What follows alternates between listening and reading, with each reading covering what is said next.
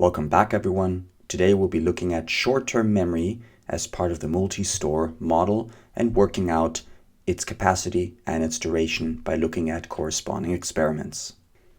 This is the setup for today. First, we'll be looking at capacity, the Jacobs 1887 experiment, and then expand on capacity by looking at chunking by Miller, and then dive into duration with the Peterson and Peterson experiment.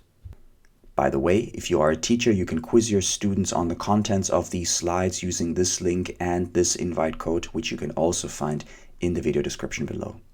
You can download these slides and many other psychology slides for free, and for a small contribution on Patreon, you can also get detailed study mind maps that we've created. So what is short-term memory? Short-term memory is a memory store. Information stored in short-term memory is actively thought about. So it is basically where consciousness or awareness of information comes in, unlike the sensory register and long-term memory, which are more passive in nature. Think about it. If I tell you to think of something from your past, like the name of the first street you lived in, or your mother's maiden name, or the name of your first pet, one of those, security questions that you often get when setting up a new account. These pieces of information, you haven't been thinking about them before, but now that I've mentioned them, they suddenly pop up in your brain, right? And so that's what happened. You grabbed something from long-term memory, you retrieved it, and you moved it into short-term memory, and now you are actively thinking about it. So that is what short-term memory does. Now, short-term memory inside the multi-store model is located on this conveyor belt of information. So information comes in through your senses into the sensory register. Then you can grab that information with attention and pull it into your short-term memory. When I show you a picture for a few milliseconds, you're going to remember a few scenes, aspects of that picture that you were able to grab from your sensory register and put it into your short-term memory to think about it. If you think about something long enough, then it becomes consolidated and it moves into long-term memory. But we still don't know how much can short-term memory hold, what is its capacity, but also how long does it hold that information. And today we're going to be looking at these two properties of short-term memory. Let's do a little test on our short-term memory. If you want to skip this experiment, just follow the timestamps below. What's going to happen now is I'm going to show you a string of numbers, and you're going to have to remember them within 10 seconds. After those 10 seconds, you're going to have to write them down and compare them to the real answer. And we're going to do that 3 times and then take an average of that. So here we go. 3, 2, 1, go.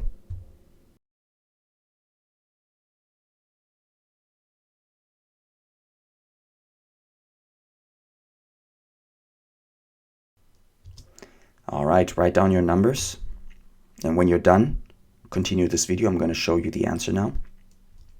So here's the answer. If you got the number if you got the numbers and you got them in the correct order, you can give yourself 1 point for each number. If you missed a number, then you don't get the point. But if you swapped numbers, if the 7, for example, is in front of the 0, you don't get that point or those points. So when you're done, we're going to do the same thing again 2 more times. Here we go. Get ready. 3, 2, 1. Go.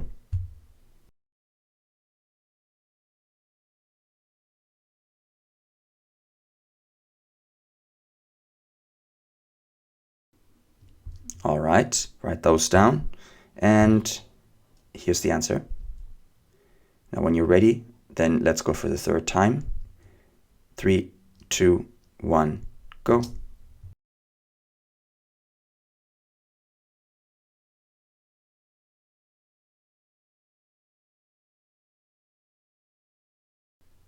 All right, that's it.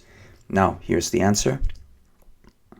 When you're done, press continue, and we'll discuss the results. How to calculate the average? You take your 3 attempts. Here's an example. Let's say in the first attempt you got 7 and then 6 and then 8. You add them up and divide by 3 to get the average. And in this example, this particular person here got an average of 7 correct. So what is your average? If you're a teacher and you're teaching a class, you can do the same thing with lots of students that all calculate their averages. and you can then calculate the total score. Jacobs did a very similar study in 1887. Look at that date. 1887. That is one of the oldest psychology experiments I ever came across. So in these early days, he was interested in the question, how much can our memory actually store? And he found that on average, participants were able to recall 9.3 digits and 7.3 letters. And so we, in summary, after many more experiments, we, as a psychologist, came to the conclusion that the short-term memory capacity is about 5 to 9 items. Sometimes you can also see it written as 7, which is the middle, plus minus 2, which then reaches to 5 and 9. Okay? So 5 to 9 items, that is the capacity of your short-term memory, but you can maybe extend it with something called chunking. So let's look at what chunking is. Like before, here's a little experiment, this time on chunking. I'm going to show you a string of letters again. For 10 seconds, you're going to have to memorize it. We're going to do it 3 times. If you want to skip it, go down to the timestamps and get to the next part of this video. Here we go. 3, 2, 1, go.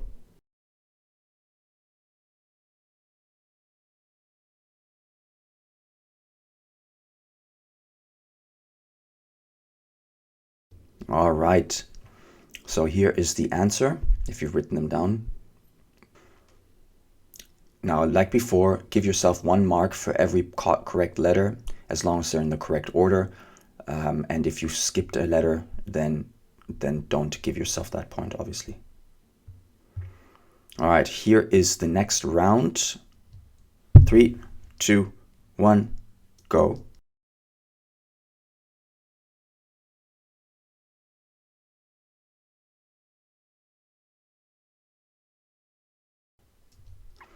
All right, and when you're ready, then here's the answer. And let's go for round 3. 3, 2, 1, go.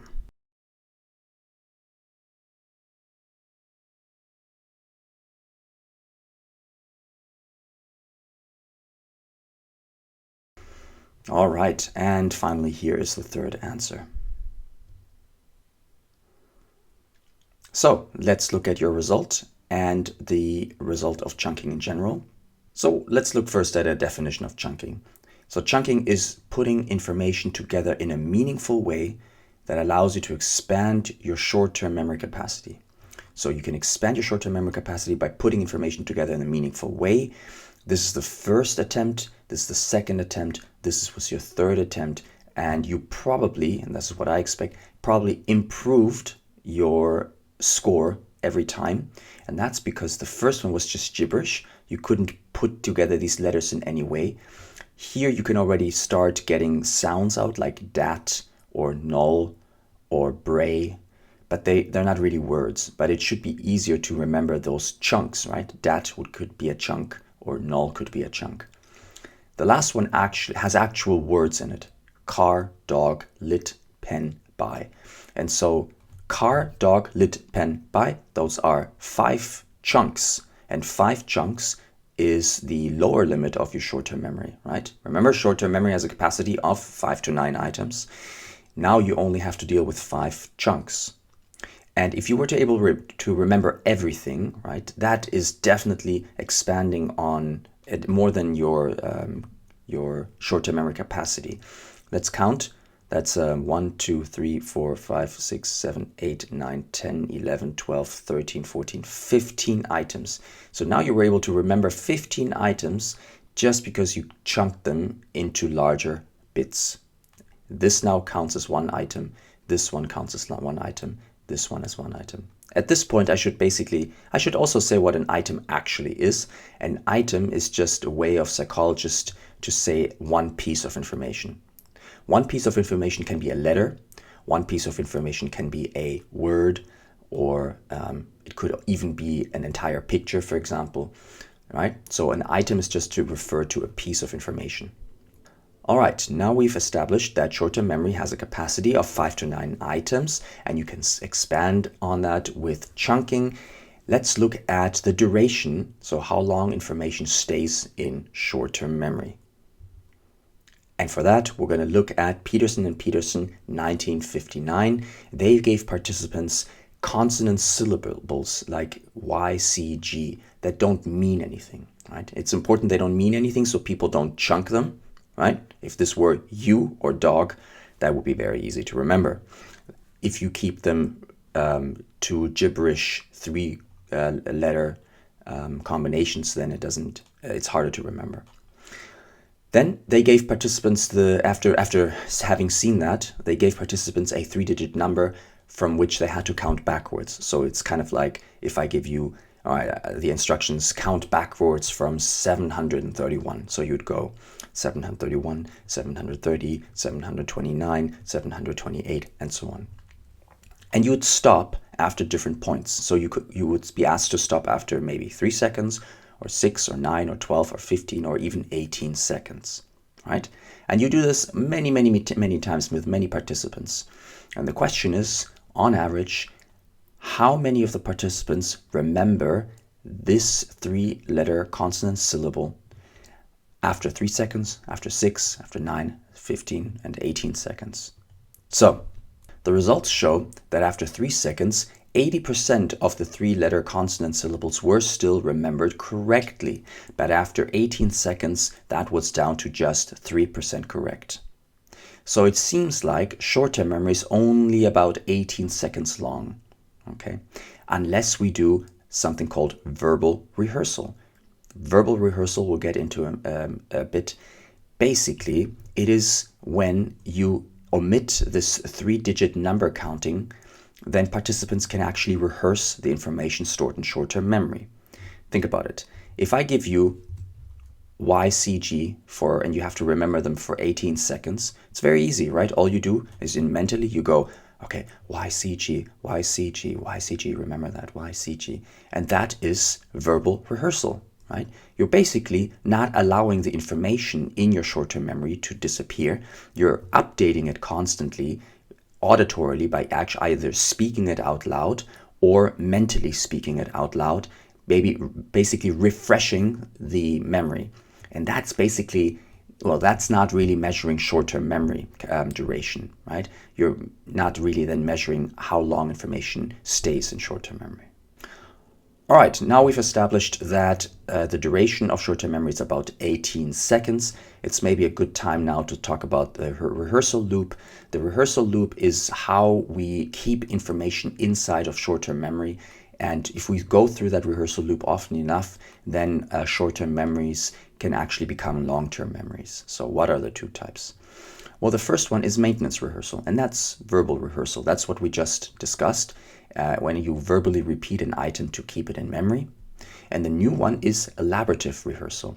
This basically refers to memorizing something by linking it to existing knowledge, right? Say you know something already and you've learned something new on that topic, you can now link it to something you already know. And that is a form of rehearsal that allows you to keep things longer in your short-term memory and even eventually move it into long-term memory. The other way is to think about the meaning of something, right? So if you read a sentence, you have to first make sense of it. You can speak it out loud, but that doesn't mean you understand what it says. So if you now stop for a sec and you think about what it means, that's a form of rehearsal called elaborative rehearsal. Leave a like if you liked it, subscribe and hit the bell to get notified when we drop a new video. Download these and many more slides for free, and consider supporting us on Patreon and get access to detailed mind maps and past exam revision content. If you're a teacher, get free access to ZenTeach, an online quizzing tool with ready-to-go multiple choice quizzes and automated feedback. Make sure to use this invite code, which is, like all links, in the video description below.